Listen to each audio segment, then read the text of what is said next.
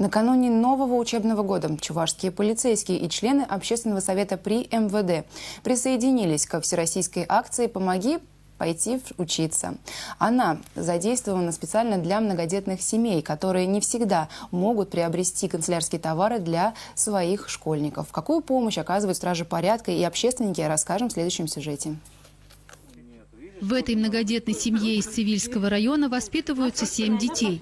Для всех них визит стражей порядка и представителей общественного совета стал неожиданностью.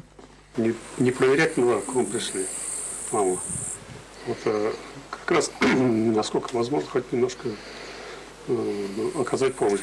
Это праздник себе устроить детям, как говорится, перед учебным годом, чтобы они тоже были довольны.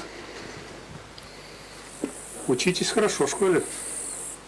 Старшие ребята учатся в Цивильском сельскохозяйственном техникуме. 3 ребят ходят в школу, а младшие проводят время дома с мамой. Гости привезли ребятам все самое необходимое – одежду, канцелярские товары. Угостили ребят настоящим таджикским пловом, котлетами, пирожками и различными фруктами.